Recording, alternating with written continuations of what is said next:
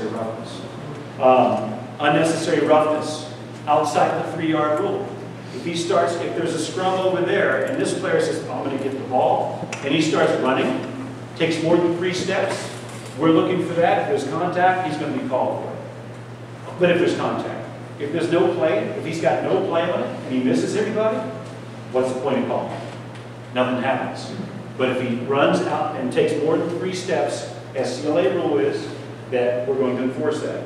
Either a body check, push from behind, it varies. It varies. If you have the ball in your possession and the foul happens, it still continues to play. The game still continues to play until the ball is dislodged, or if the ball goes to the opposing team.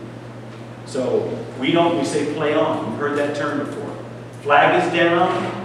That's to tell your players. It's a courtesy. Let you guys know and the players know that continue playing because the whistle's not blowing. It's a slow whistle. That's all it is. So we want you guys to continue playing. We're not trying to take your advantage away. That's not our mission in life.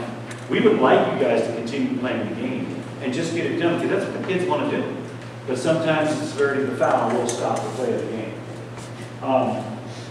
The illegal body checks, and I go over this, I tell the kids at the beginning of the game, technically the rule says hands are together.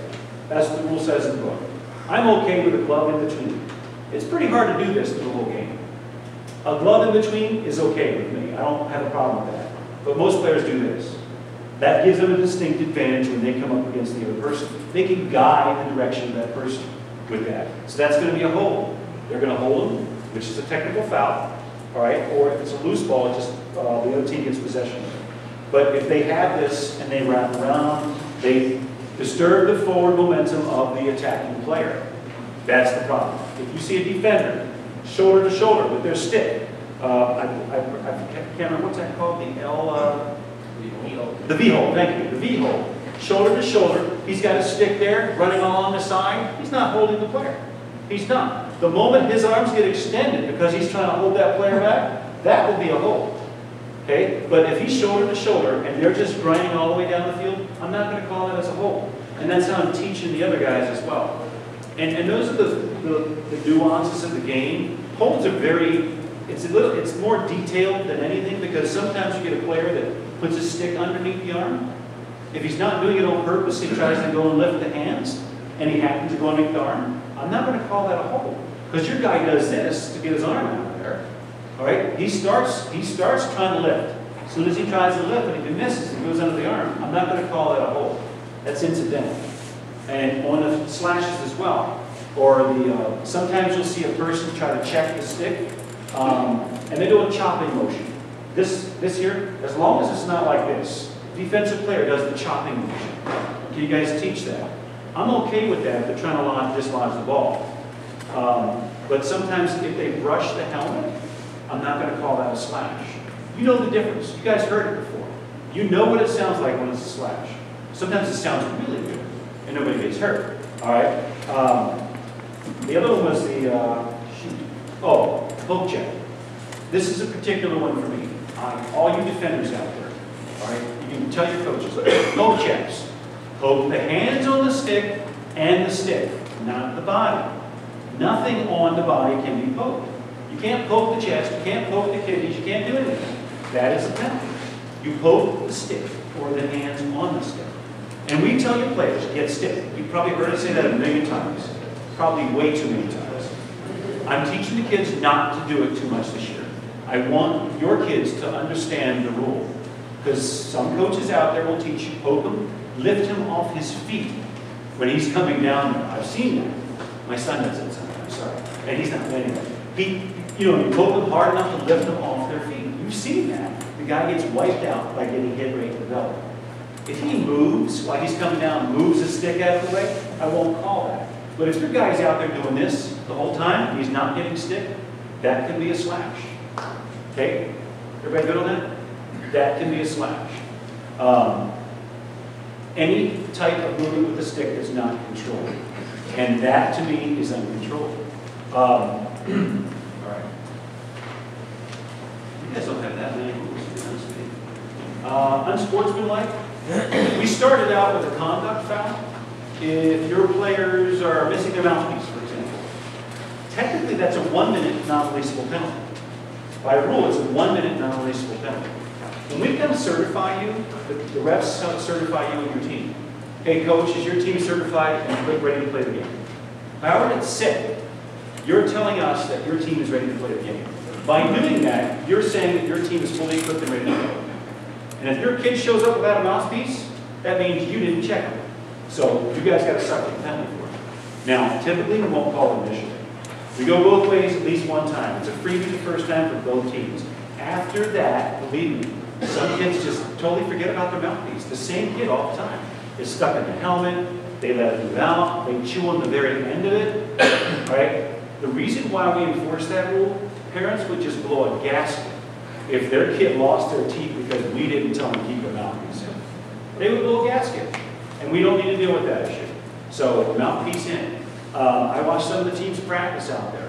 I recommend, if they're practicing, guys, have them practice with their mouthpiece in. They got to get used to it. They got to get used to this is the time to do it. At the jamboree, we'll make sure of it. You know, we'll make sure, again, we won't press it too much initially because you got to get the bugs out of the system and out of your teams. But after those first couple of games, you know, we'll get a little bit tighter on our calls. With the mouthpiece, all their equipment.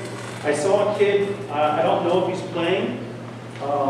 It was do we have Oaks Christian in our league? Their youth team? Okay. He had a helmet, cracked, all the way, and it was duct tape.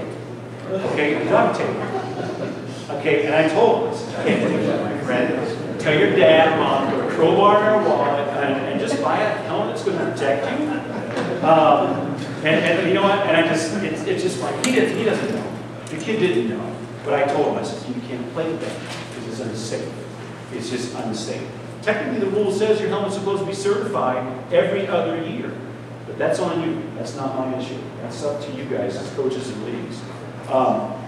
Excuse me. Your pads. This is a big thing about shoulder pads. You've seen some refs, they call it no shoulder pads, oh, flag is down. How it comes out of the box. If it comes out of the box, there's no shoulder pads, this part. If it comes out of the box that way, we're not going to call it. When we do a stick check, we check their whole uniform. Cleats, mouthpiece, everything. If we saw that it was cut, that's going to be, he's altering the uniform. He's altering the protective equipment. So that will be a penalty if we see that it's cut. Typically, we don't see this stuff because it's covered by the jersey. Okay, do I need to tell you anything more than that? Don't wear pennies and we can't see it. All right? So, I don't know if any teams out there have the pennies, but if you do, make sure that we cannot see that it's been cut or altered in any way, shape, or form. The other equipment that they wear, there was some issues with these, I believe they're called rhino skins. Last year you wore them. They're like a tight compression shirt with about 1/4 of an inch of some kind of polyurethane rubber on the shoulders. That's not protected equipment, just so you know. Gosh, who was it? El Segundo, that's what it was. Anybody El Segundo team? El Segundo, Woody, nice guy, means well, but he went out and bought these shirts for each one of his players. Not knowing what the rule was, apparently, because it came out and we checked his players. You can't play with that. That's not, you cannot do that. It's not in the rule book. Or that protective equipment is not covered by the rule book. So because of that, you can't do that. The mouthpiece, we're not too anal about the color of the mouthpiece. We try to make it a different color. I know that's difficult sometimes. Try to make it an offsetting color so we can actually see the mouthpiece. It makes it easier for us. If it's clear, we may not be able to see it. So we'll delay the game so we can check your kid to make sure that mouthpiece is in there. They like the colors anyway. So get a different color. Get one that has fangs on it. I don't care. But it helps us to look at it clearly. And we want to stop the play of the game. Your gloves. I see some kids on some of the youth teams out there that practice peppertree. Coaches, no holes in the gloves. You can't have that. They have to be covered. No holes in the gloves. Duct tape it. I don't care. You can duct tape it, but as long as there's no skin showing in the hand. It's also in the rule book.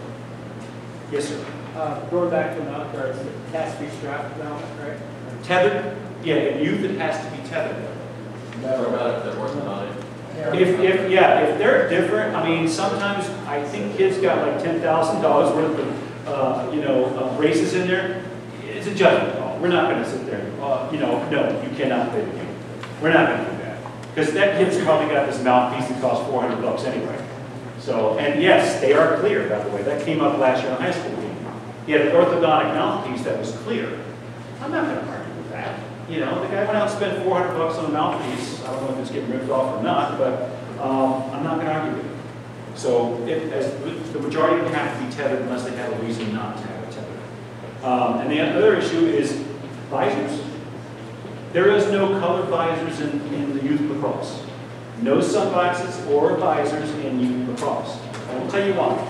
It's a safety thing. If your kid gets laid out, I want to be able to see their eyes. I can't touch them while they're on the ground. You know why? Because it might hurt them even more. So I got to be able to see their eyes. The first thing I tell the kids when they're laid out is spit the mouthpiece out. If they spit the mouthpiece out, they can hear me. All right? They can hear me fine. So that's one good thing out of the way. Then I look at them. Look at me for a minute. And if they're looking at me, I can see their eyes. I can see if their pupils are dilated or if they're constricted. So I look at that. I'm an athletic trainer. I can get away with that stuff. So I look for those first. If I see something wrong, I'm going to call a coach on the field. We are not there to keep you guys off the field. If the kid goes down, I'm going to wave you on the field because I don't want to take care of your player. I'll tell him to spit his mouthpiece out if he can to just try to relax and get his composure. But other than that, it's going to be your thing. So please keep that in mind. If the kid goes down, I need to be able to see their eyes. All the refs, we got to be able to see their eyes. Yes, sir. Clear visors don't do that. Clear visors is fine. Yes, clear visors, no colored visors. Okay? I've seen a 5'6" kid wearing a colored visor. It looked like a dark tinted visor. Can't do that. Can't do that. If you have a prescription for sunglasses, that's fine. That's fine. You can't argue with that. Okay? Any questions on that stuff? All these little things here, I like talking about the little things because sometimes we just don't know that. And they come into play. Anybody know Ryan Olsen? Come on, don't be shy. Awesome. One good, you know, Ryan has many qualities. The one quality that I like about Ryan, the guy knows the rule book. He will cite you stuff that has never been called before. It's in the book. It's on that back page with the dust on it, but it's in the book. All right? And he just knows that book. Now, sometimes his personality may come across a little bit, you know, assertive or aggressive. And I've been told about that, by the way. And I just want you to know, he's coming back for this season. Just to let you know that. He's coming out here from the East Coast just to rep in your league. I thought he was disqualified. Anyway, we're dealing with that. But you know what? The East Coast has tightened up his grip a little bit. So it's a good thing. All right. What are your questions? So everybody knows the rules. Nobody's going to argue with the ref. Tim, I think the one thing I want to go over is Hang on. checking a 3-4. And what the ref is told about is no hitting in 3-4. But there is contact. Yes. And 3-4 coaches should know that. Okay. All right. In 3-4 division, the rule says there's no contact, but you are allowed to, if you're scrumming for the ball, and as long as you're not coming in there like a bowling ball trying to knock over the pins, we're not going to sit there and argue about that. If you're in the middle of scrum and you're touching somebody, then you're doing the job you're supposed to do. We're not going to call that. All right? If you come outside of 3 steps and try to take somebody out, that's a little different story. Most of these kids don't understand. They rely on you coaches heavily to understand what the rules are. Yes? If you're teaching man ball, it specifically says in there, no man ball. I can't, you know what? No man ball? Yeah, it says in here, you're not calling it, No man ball. man ball. It says don't call man ball, but that's part of, that's a critical part. It's a scrum. If the ball goes down, somebody has to pick it up, right? If 2 people go to the ball at the same time, try to pick it up. Am I going to call that? No. Somebody has to pick up the ball. Otherwise, we're field hockey. So I want somebody to pick up the ball. If the other person wants to stand back and not do anything, that's fine. But here, man ball, if the ball goes If down, you hear a kid call, I got man, right? Specifically right here, it says you shouldn't do it, so. No, you shouldn't. You should have the kids go, I got the ball. No one should be calling to take out a man. Because at 3-4, Yeah, there's a difference between taking out and actually taking the man is not an option in 3-4. Well, I'm not talking about taking out, I'm talking about essentially talking about picking the guy off the ball, so your other player can pick it up. Gentlemen, here, do this one. Really quickly, for those who don't know me, my name is Brent Robinson. I am the chairman of the Rules Committee here for the SCLA. What needs to be clarified is that the rule does not say no contact.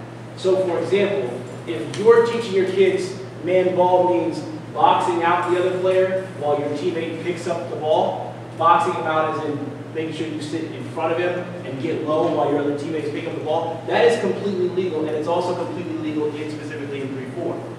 What we want you and what Lewis Lacrosse has come down, making sure that people at the younger ages are pushing, is the fact that you're not actually teaching your kids for the very first time you teach them how to pick up a ball with more than 3 people involved, is that someone needs to try to body check another player in order to pick up the ball and move it. That's the purpose. That is a clarification on what the contact is. So again, contact is allowed. He's going to go over the fact that contact will be allowed at 3-4. What you guys as coaches should be stressing is the style of the contact. Which is fine, it says man ball. So right, so by clarification, I got man, but he doesn't go to crush him, he goes to actually push him out of the way.